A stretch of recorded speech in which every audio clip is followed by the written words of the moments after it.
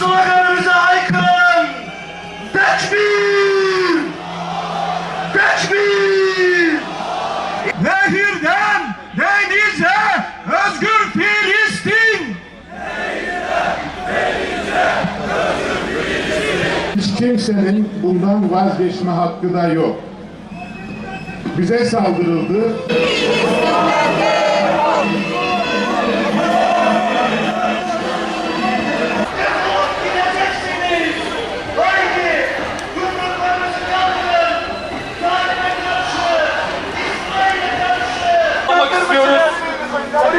Yola taşmadan, tramvay yoluna girmeden orada da bekleyen herkesi aracının ön tarafına doğru, Ayasofya'nın önüne doğru davet ediyoruz.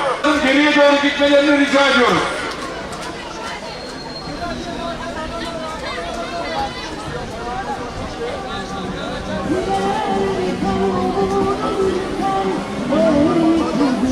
Aracın ön tarafına doğru davet ediyoruz. Programımız buradan olacak. Ayasofya Camii'nin önü müsait. وَمَنْ أَوْفَى بِعَهْدِهِ مِنَ اللَّهِ فَاسْتَبْشِرُوا بِبَيْعِكُمُ الَّذِي بَايَعْتُمْ بِهِ وَذَلِكَ هُوَ الْفَوْزُ الْعَظِيمُ.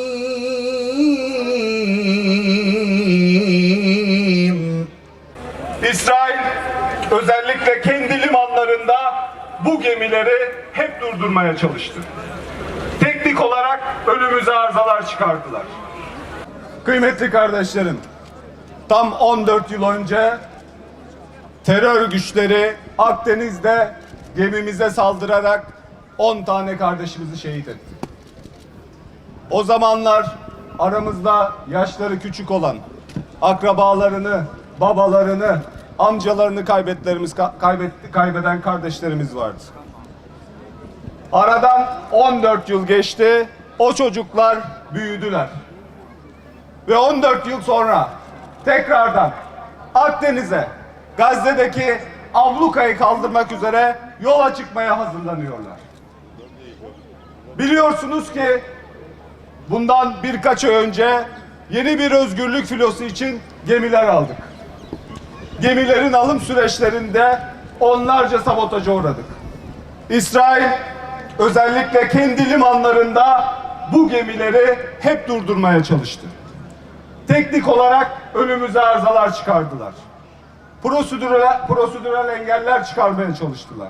Ve en sonda gemimizin bayraklarını düşürerek bu gemileri şu an Tuzla Limanı'na hapsettiler. Çok açık ve net söylemek istiyorum sizlere. Bakın. Gazze'de resmi rakamlara göre 45 binden fazla sivil hayatını kaybetti. Ve neredeyse 8 aydan bu yana oradaki savaşı bitirmesi için devletlerin bir şey yapmasını bekliyoruz.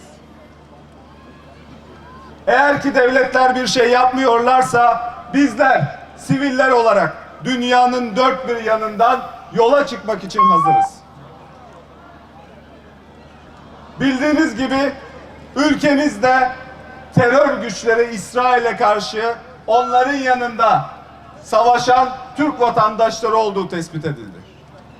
Buradan açık ve net bir şekilde şunu söylemek istiyoruz. Türkiye'den İsrail saflarına gidip Gazze'de savaşan ne kadar Türk vatandaşı varsa hepsinin bir an önce tespit edilip vatandaşlıktan çıkartılması ve insanlığa karşı işlenen suçlardan yargılanması gerekiyor.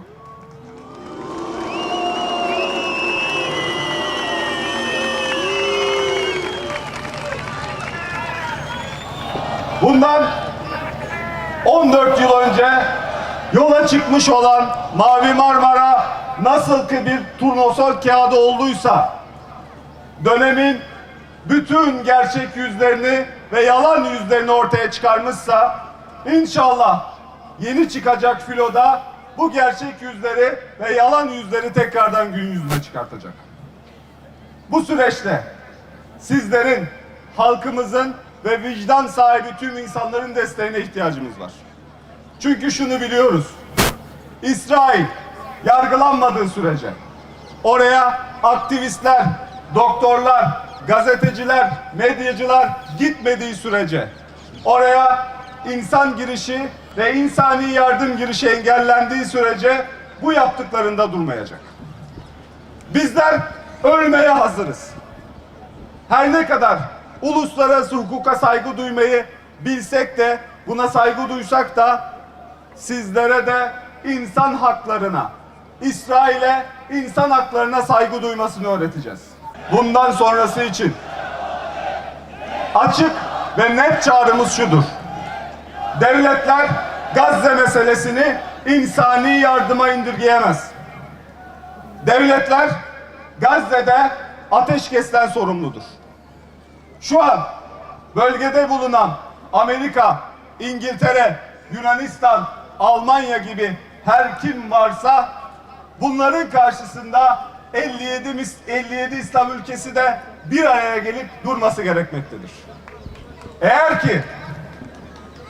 ki İsrail'e karşı şu an bir tavır alamazsanız yarın aynı problemi kendi sınırlarınızda göreceksiniz. Sanmayın ki İsrail duracak. Hayır, durmayacak. Müslümanların İslam coğrafyasının okkalı bir tokadını yemediği sürece İsrail durmayacak. Bundan sonrası için Gazze'de ateşkes sağlanana kadar, oraya insani yardımlar ulaşana kadar ve İsrail her nereden gelmişse geldiği yere defolup gidene kadar Akdeniz'de filolarımızı yüzdürmeye devam edeceğiz inşallah.